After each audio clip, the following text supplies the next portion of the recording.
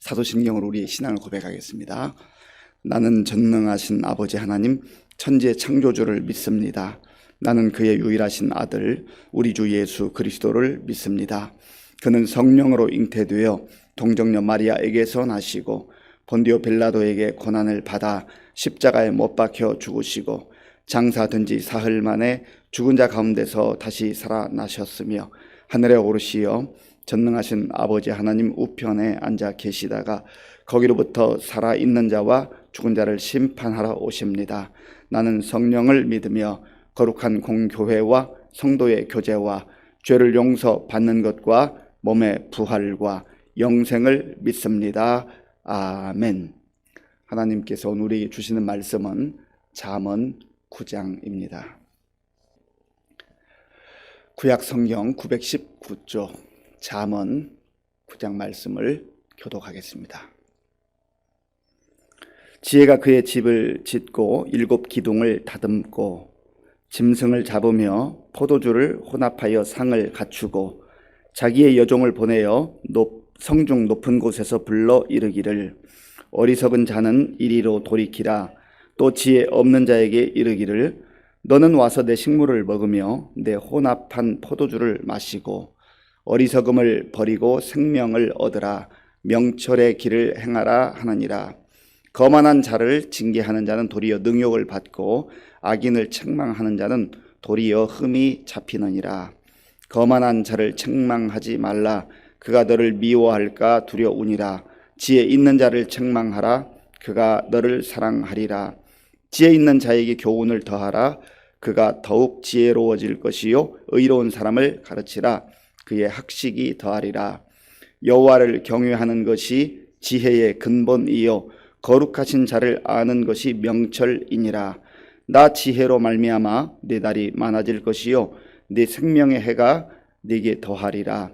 네가 만일 지혜로우면 그 지혜가 네게 유익할 것이나 네가 만일 거만하면 너 홀로 해를 당하리라. 미련한 여인이 떠들며 어리석어서 아무것도 알지 못하고 자기 집 문에 앉으며 성을 높은 곳에 있는 자리에 앉아서 자기 길을 바로 가는 행인들을 불러 이르되 어리석은 자는 이리로 돌이키라. 또 지혜 없는 자에게 이르기를 도둑질한 물이 달고 몰래 먹는 떡이 맛이 있다 하는도다. 오직 그 어리석은 자는 죽은 자들이 거기 있는 것과 그의 객들이 수월 깊은 곳에 있는 것을 알지 못하느니라. 아멘. 오늘 본문 9장에서도 지혜에 대해서 계속 말씀하고 있습니다. 지혜와 명철을 의인화해서 마치 사람인 것처럼 의인화해서 그렇게 지혜가 무엇인지를 설명을 합니다. 1절에 보면 지혜가 집을 짓고 또 잔치를 배설하는 그런 모습이 나옵니다. 1절부터 3절까지를 함께 읽겠습니다.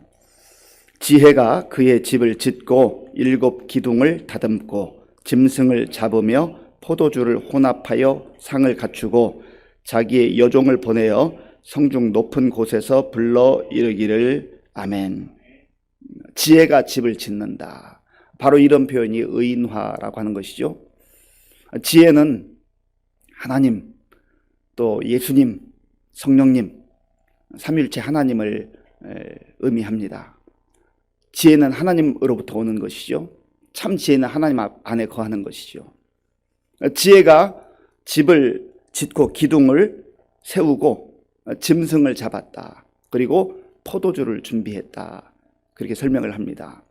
이 모습은 이 주인이 얼마나 풍성한 그러한 환경을 만들어주고 좋은 환경을 만들어주고 또 먹을 것, 마실 것을 풍성하게 준비한 그러한 아주 넉넉한 그리고 다른 사람을 초대하고자 하는 그러한 주인의 그 마음, 모습이 나타나 있는 것이죠.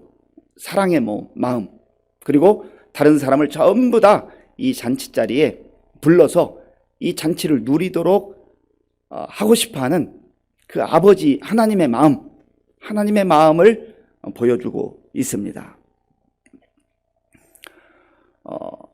그리고 여기 짐승을 잡고 포도주를 혼합하여 상을 갖추었다. 아주 넉넉한 풍성한 그러한 모습을 보여주고 있지 않습니까? 그리고 종에게 지금 저 거리에 가서 사람들을 초청하라. 그런데 오늘 본문에 보면 4절에 이렇게 말씀을, 제가 4절 읽어보겠습니다. 어리석은 자는 돌이키라. 또 지혜 없는 자에게 이르기를. 어리석은 자와 지혜 없는 자가 나타납니다. 어리석은 자, 지혜 없는 자는 같은 맥락이죠. 어리석은 자가 지혜 없는 자고 지혜 없는 자가 어리석은 자라고 하는 겁니다. 그런데 지금 이 잔치에 대한 소식을 종이 나가서 전하면서 이리 오세요, 이리 오세요. 지금 엄청난 잔치가 벌어졌습니다. 이곳에 오셔서 이 잔치를 누리시기를 바랍니다 하고 소리를 외치는 겁니다. 그런데 이 본문에 보면 어리석은 자는 이리로 돌이키라 그랬어요. 돌이키라. 먼저 어리석은 자에 대해 조금 더 설명을 하면, 어리석다라고 하는 이 단어는 패티라고 하는 단어인데 단순하다, 순진하다 그런 뜻이 있습니다. 그러니까 너무너무 단순하고 순진하다. 이 말은 좀 깊이 들여다보면 사리 분별력이 없는 그런 사람을 말하는 거예요. 분별력이 없이 지금 자기가 생각하는 것 그것을 이루기 위해서 가는 거예요. 이것을 일컬어서 단순하다, 순진하다 그렇게 말하고 있는 겁니다. 판단력을 상실해서 정말 자기가 지금 생각하는 것이 어떤 것인지, 그리고 자기가 나아가고 있는 그 길이 무엇인지를 잘 분별하지 못하는 사람을 일컬어서 어리석은 자, 지혜 없는 자라고 말한다는 것이죠. 이 종이 나가서 이리로 오세요, 이리로 돌이키세요 라고 할 때 이 돌이키다라고 하는 단어는 우리의 마음속에 회개라고 하는 단어를 연상케 합니다. 헬라에서 회개는 메타노에오라고 하는 건데, 잘못된 방향으로 가던 사람이 내가 이거 방향이 틀렸네, 지금 부지런히 달려왔는데, 열심히 쉬지 않고 왔는데 이거 잘못됐구나 라고 하는 것을 깨닫고 올바른 방향으로 올바른 길로 돌이키는 것을 메타노에오라고 합니다. 그러니까 여기에서 지금 잔치를 벌여놓고 이 주인이 종들을 보내서, 여러분 지금 엉뚱한 방향으로, 여러분이 생각하는 그 방향으로 가고 있는데 그 방향이 잘못됐습니다. 그러니 올바른 방향으로, 잔치가 있는 방향으로, 그 집으로 다시 돌이키기를 바랍니다 하고 종들을 보내서 알려준다는 것이죠. 아버지 하나님께서 전도자들을 보내셔서 하나님 나라를 선포하고 복음을 선포하고 아버지께로 돌아오라고 말씀하시는 그 아버지의 마음이 여기에 담겨 있다고 하는 것이죠. 그리고 5절에서는 그 잔치를 풍성하게 누려라. 자, 5절 말씀 같이 읽어보겠습니다. 너는 와서 내 식물을 먹으며 내 혼합한 포도주를 마시고 아멘. 여기에 오기만 하면, 길을 돌이켜서 잔치집에, 지혜의 집에 오기만 하면, 아버지의 집에 오기만 하면 식물이 풍성하고 포도주가 있다고 하는 거예요. 이 말씀 속에도 역시 예수님께서 잡히시던 밤에 제자들을 앞에 앉혀놓으시고 떡을 주시면서 내 몸이다, 너희를 위하여 주는 내 몸이다, 그리고 잔을 또 주시면서 이것을 받아 마시라, 이것은 내가 너희를 위하여 흘리는 바 나의 피 곧 언약의 피니라. 성만찬을 연상케 하는 그런 내용 아니겠습니까? 예수님을 통하여서 예수님이 주시는 그 놀라운 성찬의 은혜를 누리면 생명을 얻게 된다는 거예요. 그리고 이 잔치집에서 아버지께서 준비하신 이 풍성한 것을 누린다고 하는 것이죠. 이것은 꼭 우리가 죽어서 가는 천국만을 말하는 게 아니에요. 천국의 의미는, 천국이라고 하는 것은 하나님의 나라인데, 하나님께서 다스리는 나라, 하나님이 왕이신 나라, 하나님께서 통치하는 나라인데, 이 세상에서도 그 천국의 기쁨과 천국의 그 잔치의 풍성함을 누리며 사는 겁니다. 그러나 우리가 사는 이 세상, 육체를 가지고 사는 이 세상은 죄가 관영하고 아직도 사단의 세력들이 있기 때문에 완전한 하나님 나라라고 할 수 없어요. 그러나 언젠가 우리가 또한 이 땅에서 완전한 하나님 나라에 가게 될 때 거기서는 완전한 잔치, 이제는 고통도 눈물도 아픔도 질병도 그리고 죽음도 없는 그 완전한 하나님 나라에 또 들어가게 되는 것이죠. 그래서 지금도 누리고, 그러나 지금은 어찌 보면 맛보는 것 같은, 맛보는 것. 하나님 나라의 그 기쁨과 그 영광을, 그 잔치의 영광을 맛보는 것이죠. 그리고 하나님께서 그래서 이 땅에서 우리를 맛보게 하시고 이것을 누리게 하실 뿐만 아니라 이제는 완전한 하나님 나라를 예비해 주셨다. 그리고 예수님께서 제자들에게 말씀하셨잖아요. 내가 아버지께로 간다. 아버지께로 간다. 너희를 위해 처소를 예비하면 다시 와서 너희를 그 영광스러운 아버지의 나라로 인도할 것이다. 이 잔치에 초대받고 잔치에 풍성한 음식을 먹고 누리는 이 사람에게는 기쁨이 있어요. 감사가 있어요. 감격이 있어요. 그 내용이 9절에 있습니다. 6절입니다. 6절을 같이 읽어보겠습니다. 어리석음을 버리고 생명을 얻으라. 명철의 길을 행하라 하느니라. 아멘. 지금 1절에서 5절까지 말하는 내용을 결론적으로 요약하고 있는 것이죠. 어리석음을 버리고 지금 가던 길을 돌이키고 그 길로 계속 가봐야 생명이 없다는 거예요. 그 길은 어리석은 길이라는 거예요.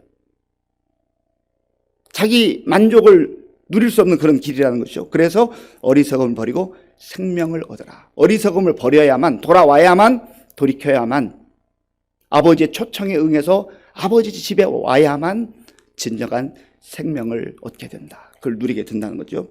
그리고 명철의 길을 행하라 하느니라. 명철이라고 하는 것은 분별력, 판단력이라는 뜻이 있다고 그랬죠. 지혜도 역시 마찬가지예요.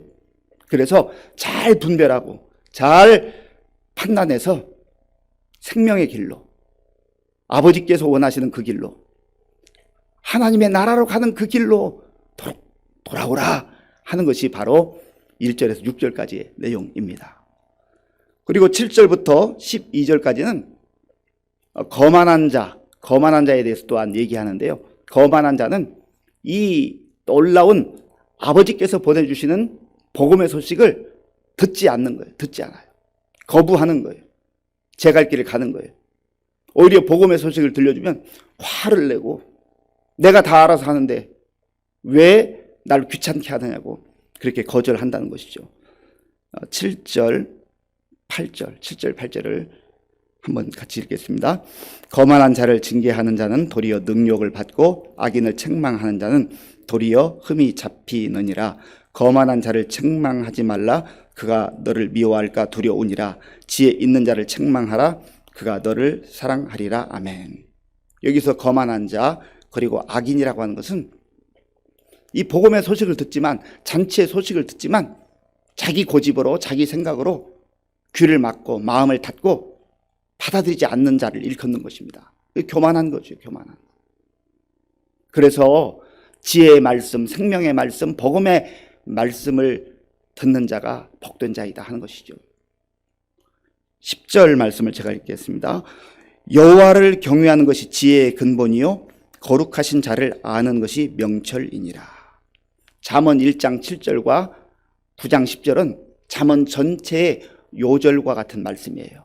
잠언 1장 7절은 여호와를 경외하는 것이 지식의 근본이거늘 미련한 자는 지혜와 훈계를 멸시하느냐. 거기도 지혜로운 자와 미련한 자를 말하자. 어리석은 자, 지혜 없는 자. 하나님을 경외하는 것이 지혜, 지식의 근본이다 하는 것이죠. 어리석은 자는 지혜와 훈계를 멸시한다. 오늘 여기 본문에도 보면 10절에 여호와를 경외하는 것이 무엇의 근본이라고 해요? 지혜의 근본이다. 지혜의 근본. 근본이란 말은 시작이란 말이에요. 시작. 출발점이라는 거예요. 그러니까 하나님을 경외하지 않고서는 지혜롭게 살 수가 없다는 거죠. 하나님을 경외하는 사람이 지혜로운 첫 발을 디딘다는 거예요. 그리고 하나님의 말씀과 하나님 안에 거하게 될 때에 그 사람의 삶은 지혜로운 삶으로 펼쳐진다. 거룩하신 자를 아는 것이 명철이니라. 그래서 우리가 성경 말씀을 통해서, 하나님께서 주신 말씀을 통해서 하나님을 더욱더 알아가고 하나님을 만나고 하나님과 교제하며 교통한 그 삶 속에 풍성한 은혜가 임하게 되는 것입니다. 12절 말씀, 12절 같이 읽겠습니다. 네가 만일 지혜로우면 그 지혜가 네게 유익할 것이나 네가 만일 거만하면 너 홀로 해를 당하리라. 아멘. 지혜로우면 지혜가 유익하게 될 거라는 거예요. 이 잔치의 기쁨을 누리는 은혜를 베풀어 준다는 거죠. 그런데 너가 만약에 거만하면 이 아버지의 초청, 주님의 초청을 거절하고 거만하게 살아가면 너 홀로 해를 당하리라. 여기서 해라고 하는 것은 심판, 아버지의 심판을 의미한다고 볼 수 있습니다. 결국은 심판에 이르게 될 뿐이라 하는 것이죠.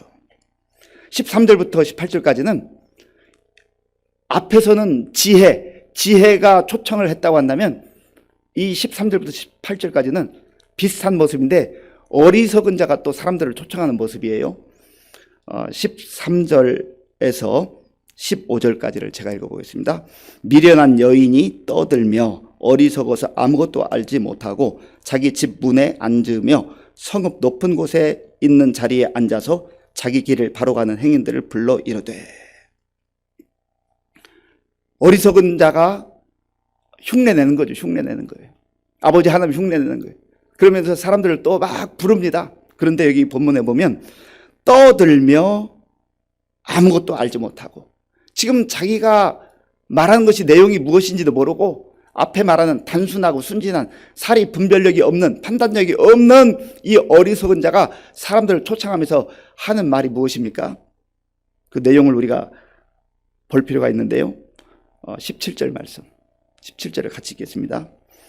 도둑질한 물이 달고 몰래 먹는 떡이 맛이 있다 하는도다. 참 아이러니한 말씀이 그 16절에 있어요. 어리석은 자는 이리로 돌이키라. 또 지혜 없는 자에게 이르기를 도둑질한 물이 달고 몰래 먹는 떡이 맛이 있다 하는도다.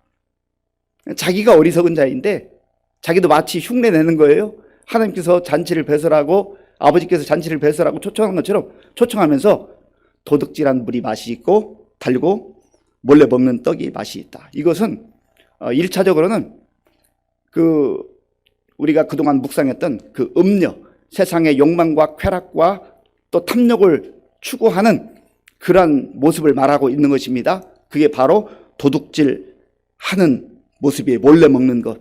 그러니까 하나님 아버지와 상관없이 세상의 죄악과 탐욕과 욕망을 따라 살아도 그게 달고 달콤하고 맛이 있다, 그렇게 속이는 겁니다.